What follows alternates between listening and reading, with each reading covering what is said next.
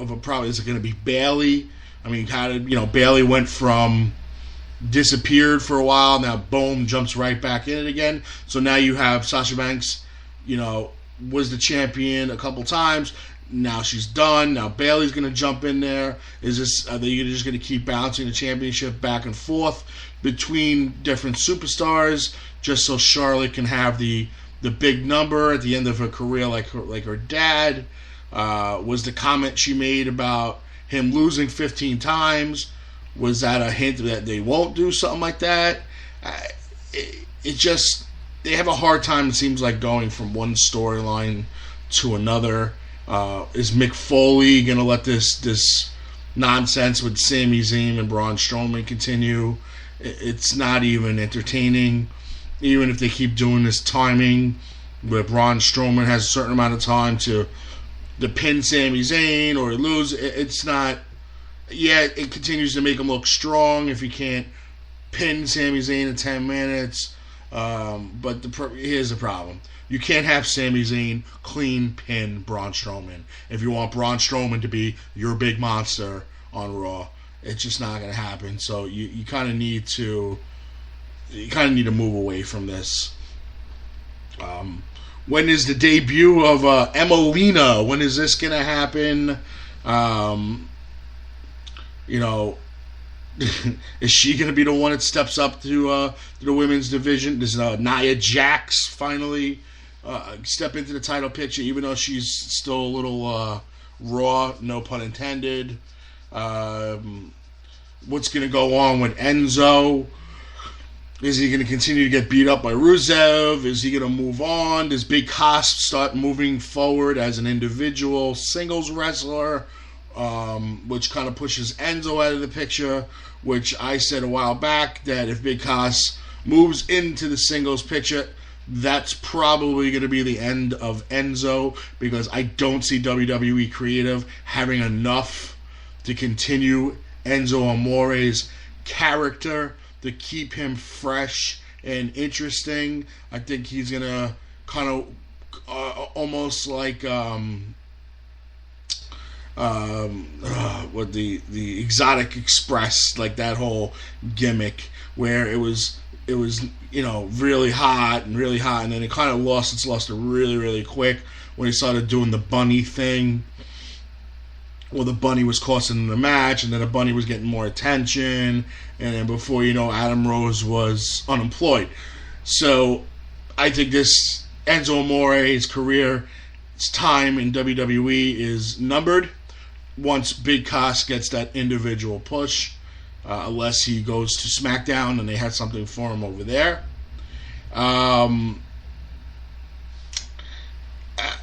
Do they continue this tag team of Rusev and Jinder Mahal, who just went from a jobber, now they're going to make him relevant with Rusev to take on Enzo and Big Cass? I mean, like I said, they have a hard time going from storyline to storyline. They don't make sense. It's really, to be honest with you, it's really frustrating to watch Raw sometimes. But, yes, it's entertaining, but at the same time, when you're watching 3-hour shows, and at those 3 hours, you're only getting an hour and 25 minutes worth of wrestling, and the rest is promoting,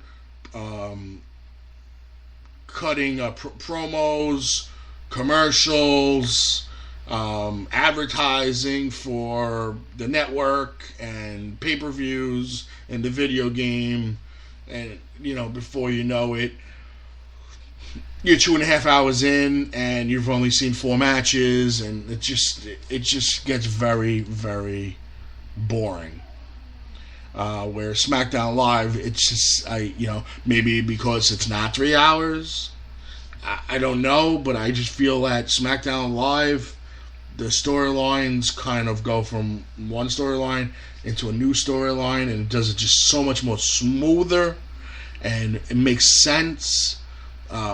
It doesn't leave you sitting there going, I don't get it, what just happened? Like, how does this guy just lose and, not care that he doesn't have a title shot? The only thing I have a problem with at Smackdown, and maybe I'll catch flack for saying it, I really don't care. I am getting a little tired of seeing Dolph Ziggler, not as a superstar, not as a wrestler, but in a title picture. He was just wrestling for the Intercontinental Championship, and he became the Intercontinental Champion, put his career on the line, won the title, and in a blink of an eye lost the title. And what do you do with Dolph Ziggler? Do you make him a mid-card guy? Of course, he is a mid-card guy. Nope, blink of an eye, boom, he's the number one contender for the World Championship. I don't get it. Didn't make any sense to me. But you look around, the WWE landscape is really different from years past. You look at your champions. You got a beefy, overweight, non-athletic looking Universal Champion, Kevin Owens. You have a undersized, vertically challenged World Champion in AJ Styles. You have your tag team champions of Randy Orton and Bray Wyatt, that the storyline doesn't make any sense, but at the same time it works. You have the other tag team champions that just took the titles away from New Day, and now they're sporting their brand new red Raw titles, which Cesaro and Sheamus. This teaming was a teaming of two guys they have nothing for on the individual wrestling circuit, I guess you could say, which is kind of a shame because Cesaro is awesome. So now they're officially no longer the World Tag Team Champions. They're officially the Raw Tag Team Champions. And people want to say it was always the Raw Tag Team Champions.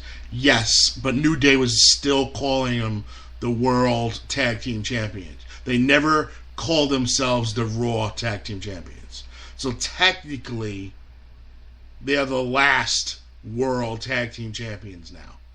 Now, officially, with the red belts, they are the Raw Tag Team titles. So, it's kind of an end of an era. You have the Intercontinental Champion, who probably has the least amount of wrestling ability and doesn't really look like a wrestler in The Miz. But he's been around for years now.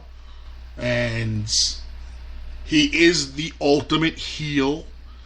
He does bring prestige to that title. He really does. As long as they stop flip-flopping in between people. He is making it a title that has meaning now. Where it was kind of a lost title floating around.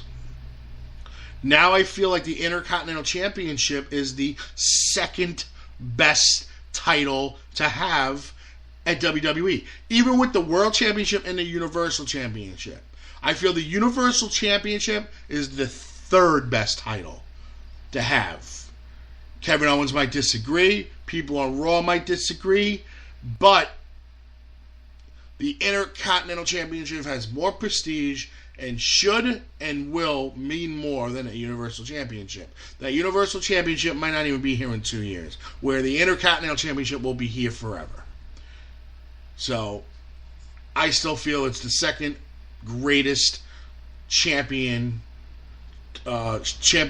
title in WWE and should be treated as so. The U.S. title, probably the only title put on a guy that looks like what wrestling should be these days, and that's Roman Reigns. Now, what do you do with this? If you want to reunite the Shield, you really can't have Roman Reigns running around with the U.S. title. You got to put it on somebody else if you want the Shield to be a tag team combo. Is the Shield maybe a temporary reuniting until Triple H is back in the picture, and then Seth Rollins goes after him. I just feel that the Seth Rollins and Roman Reigns combo as the reuniting of the Shield would be great for the storyline of trying to break down the Authority and go after Triple H and everything that he built up and screwed Seth Rollins over. You know, to me, that helps Seth Rollins. Now he's got his buddy Roman Reigns. Does Dean Ambrose eventually or at some point come back to those members of the Shield and just put all three of them together? It's possible. It's a possible storyline has Dean Ambrose get pissed off and leave SmackDown, or a trade happens, or Dean Ambrose wins the Royal Rumble and he decides that he wants a title match against Kevin Owens. And then Kevin Owens wins Dean Ambrose wins the championship and decides he wants to stay on SmackDown. He wants to stay on Raw and defend the Universal Championship on Raw, which means Kevin Owens would get traded to SmackDown. You never know. Something like that could happen. Because my question was, the winner of the Royal Rumble has a automatic championship title match at WrestleMania.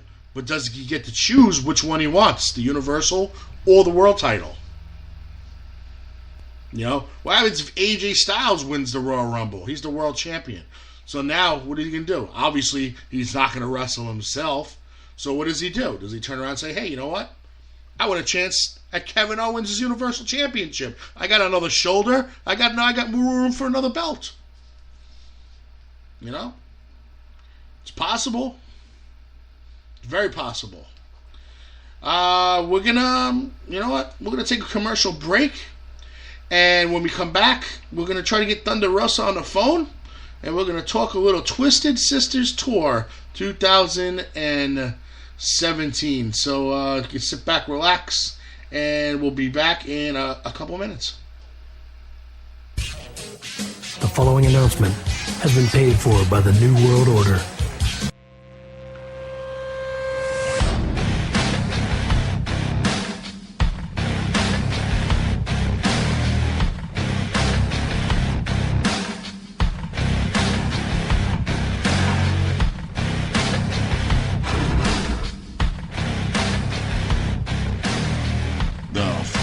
Stein Wrestling Superstore in the world-famous Englishtown Flea Market.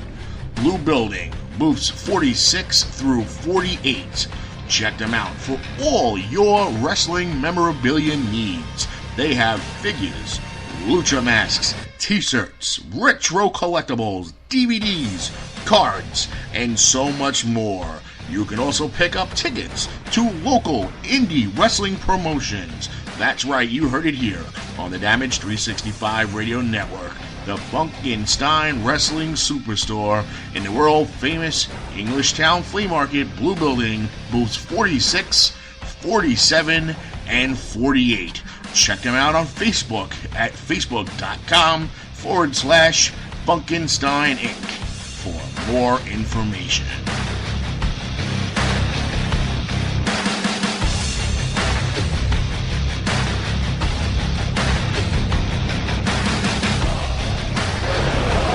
This is Eddie Edwards, one half of the Wolves, and you are listening to Damage 365 Radio, where the hunt is on. Do you laugh so hard to other podcasts you're a danger on the road? Granny shifting, not double clutching like you should. Do you drive your friends crazy going on and on about said podcast? You're an idiot. Do you have trouble falling asleep at night? For 6 months, I couldn't sleep. If you've answered yes to one or all three of these questions, have no fear. Here, at After the Credits, we have patented a formula of quasi-cogent opinion seasoned with shameless in-bickering to provide you with an experience that is both AAA safe and moderately amusing. So join the dueling duo of Robert Kajowski and Norton every week for the latest in trailer and movie reviews, as well as the occasional TV talk. Because at After the Credits on Damage 365 Radio,